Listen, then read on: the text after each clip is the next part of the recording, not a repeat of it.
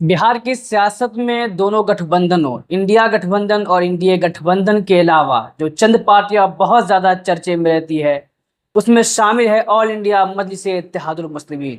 Barrister Asaduddin Owaisi की party Majlis-e-Ittehadul मुस्लिमीन इन दिनों भी बिहार की सियासत में चर्चे में है।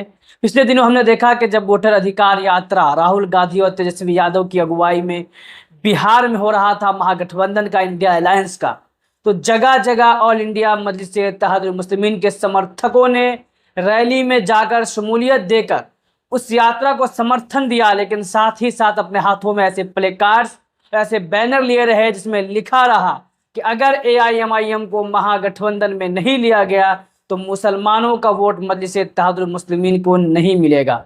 इस तरह जाले के अंदर हमने देखा दरभंगा के जाले विधानसभा में कि जब राहुल गांधी यात्रा कर रहे थे तो राहुल गांधी के बिल्कुल आसपास दर्जनों एमआईएम कार्यकर्ता बैनर और झंडा लेकर पहुंच गए, जिसमें उन्होंने लिख रखा था कि अगर एमआईएम से गठबंधन नहीं तो वोट नहीं। और उस वक्त देखा कि राहुल गांधी, जिन्होंने इस वक्त मुल्क में सत्ताधारी दल को अनकंफर्टेबल किया हुआ है, वो एमआईएम के इस बैनर के सामने, इस नारे और इस डिमांड के सामने अनकंफर्टेबल महसूस किए गए। मजलिस-ए-इत्तेहादुल मुस्लिमीन लगातार अपने आप को गठबंधन में शामिल करने के लिए प्रयास कर रही है। मीडिया में उन्होंने बार बार बयानात दिए, तेजस्वी यादव को पैगाम दिया और बिहार के स्टेट प्रेसिडेंट अख्तरुल ईमान ने बाज़ाब्ता लालू प्रसाद यादव के नाम खत लिखा, जिसे उनके बिहार के स्टेट सेक्रेटरी राणा रणजीत सिंह ने आरजेडी के ऑफिस पहुंचाया, जिसमें उन्होंने कहा था कि हम चाहते हैं कि भारतीय जनता पार्टी और एनडीए गठबंधन को रोकने के लिए, वोट के बंटवारे को रोकने के लिए गठबंधन में हमें शामिल किया जाए और हम मिल करके सत्ता को पलटने का काम करें, वोट के बंटवारे को रोकें। लेकिन इन तमाम प्रयासों के बावजूद ये बात क्लियर हो चुका है कि ऑल इंडिया मजलिस-ए-इत्तेहादुल मुस्लिमीन को बिहार के महागठबंधन अजीम इत्तेहाद में, इंडिया गठबंधन में शामिल नहीं किया जाएगा।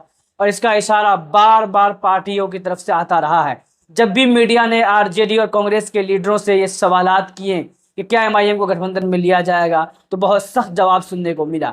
कभी तेजस्वी यादव की तरफ से ये कहा गया कि वो बिहार के दल नहीं हैं, हैदराबाद के, अगर हम हैदराबाद जाएंगे तो क्या हमें वो सीट देंगे। तो कभी मनोज झा, जो कि आरजेडी के बड़े लीडर और राज्यसभा सांसद, उनकी तरफ से रिक्वेस्ट किया गया, दरखास्त किया गया कि असदुद्दीन ओवैसी साहब चुनाव न लड़े और लार्जर लड़ाई में हमारा साथ दे, हमारे साथ खड़े हो ताकि हम भाजपा को बिहार में रोक सके। उसी तरीके से कांग्रेस पार्टी के बिहार के पूर्व प्रदेश अध्यक्ष अखिलेश सिंह ने उनको communal party, Bharatiya Janata party की तरह करार दे दिया गया। और कांग्रेस माइनॉरिटी विंग के चेयरमैन इमरान प्रतापगढ़ी जब बिहार आए तो उन्होंने कहीं ना कहीं ऑल इंडिया मजलिस-ए-इत्तेहादुल मुस्लिमीन को भारतीय जनता पार्टी का अघोषित घटक दल बता दिया, जब उनसे दरभंगा में मीडिया ने गठबंधन को लेकर सवाल किया था। ऐसे में जब साफ हो चुका है कि उन्हें महागठबंधन में शामिल नहीं किया जाएगा, तो एमआईएम भी लगातार तीसरा विकल्प बनाने की कोशिश करती रही है। शुरुआत में उन्होंने इंडियन इनकलाब पार्टी के प्रेसिडेंट आईपी गुप्ता के साथ मीटिंग किया और ये कोशिश किया कि आईपी गुप्ता और वो मिलकर एक थर्ड फ्रंट बनाए। लेकिन जब आईपी गुप्ता की बात महागठबंधन में बन गई और ये क्लियर हो गया कि महागठबंधन में आईपी गुप्ता शामिल होने जा रहे हैं, तो ऑल इंडिया मजलिस-ए-इत्तेहादुल मुस्लिमीन दूसरे दलों से बात करने लगी। कई दलों ने एमआईएम को भी अप्रोच किया, एमआईएम से संपर्क किया, उनसे एमआईएम की बातचीत हुई। और बीच में ये खबर आई कि चंद्रशेखर आज़ाद, जो नगीना से सांसद हो, इस वक्त मुल्क में दलित समाज के, पिछड़ा समाज के, ट्राइबल समाज के मुखर आवाज़ माने जाते हैं। खासतौर पे दलित कम्युनिटी में, उसमें भी रविदास कम्युनिटी के युवाओं में उनको लेकर उत्साह नजर आता है। उनकी पार्टी आज़ाद समाज पार्टी के साथ एमआईएम का गठबंधन हो सकता है।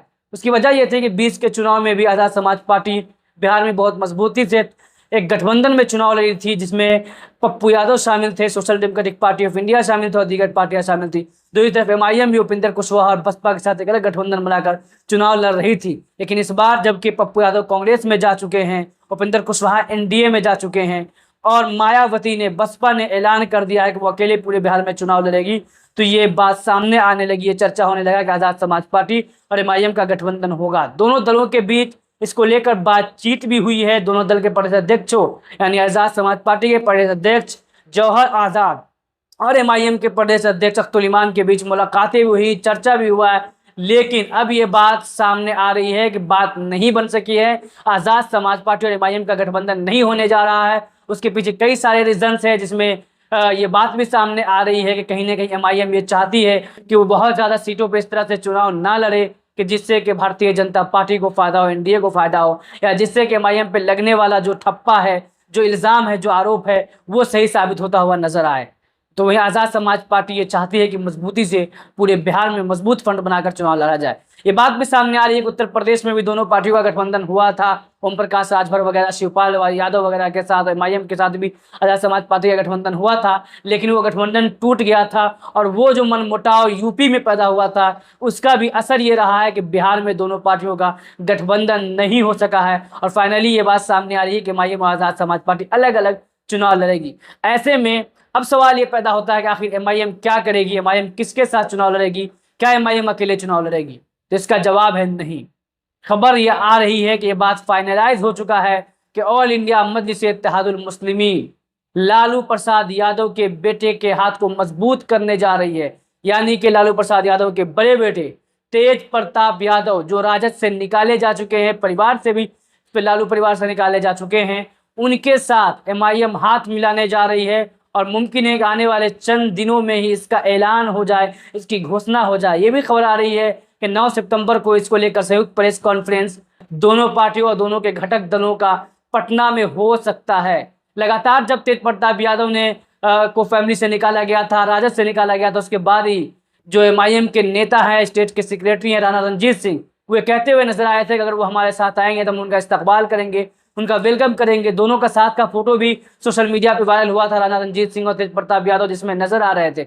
और बाद के दिनों में एमआईएम के प्रवक्ता, यूथ प्रेसिडेंट आदिल हसन आज़ाद, अख्तरुल ईमान वगैरह भी मीडिया में खुलकर ये बयान देते नजर आए थे कि अगर वो हमारे साथ आते हैं तो हम विचार करेंगे और जहां से वो चुनाव लड़ना चाहेंगे हम उनको लड़ा कर जिता कर लाएंगे, लेकिन उनको लॉयल बनना पड़ेगा, उनको ईमानदार बनना पड़ेगा। अगर ईमानदार बनने को तैयार है तो हम उनको विधायक हम बनाएंगे।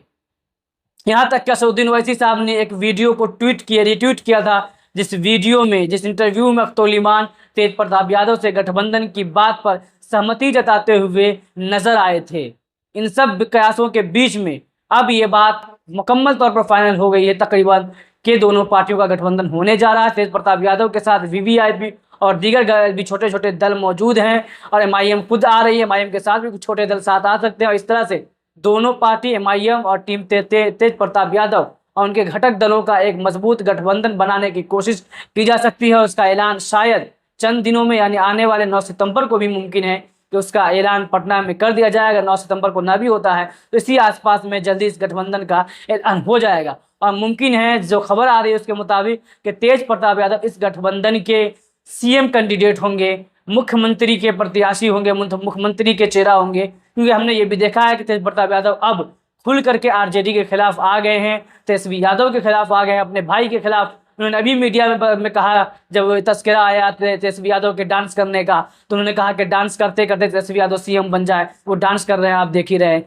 उनके एक प्रोग्राम में जब तेजस्वी यादव का नारा लगा दिया गया कार्यकर्ताओं के जरिए से, तो गुस्सा हो गए और उन्होंने कहा कि तुम लोग आरएसएस के जरिए भेजे गए हो, तुम्हें पुलिस उठा कर ले जाएगी। इस तरह से खुल करके अब वो लालू परिवार के खिलाफ, अपने परिवार के खिलाफ, अपने भाई तेजस्वी यादव के खिलाफ, आरजेडी के खिलाफ भी बोलने लगे हैं। लिहाजा ऐसे में हो सकता है कि तेज प्रताप यादव इस नए विकल्प का, इस नए गठबंधन का सीएम चेहरा हो। उसका असर कितना होगा चुनाव पर, ये बात की बात होगी। लेकिन ये तय है कि अगर 243 विधानसभा पर न सही तो कम से कम 30 से 40 विधानसभाओं पर इस गठबंधन का असर पड़ सकता है। एमआईएम और तेज प्रताप यादव मिलकर के असर डाल सकते हैं। खास तौर पे ये दावा भी किया जा सकता है कि असली एमओआई समीकरण यही है, और मुस्लिम यादव समीकरण, जो लालू यादव का समीकरण था, जो आरजेडी का समीकरण था, उसे काउंटर करने की कोशिश की जा सकती है। अब देखते हैं आने वाले दिनों में क्या कुछ देखने को मिलता है।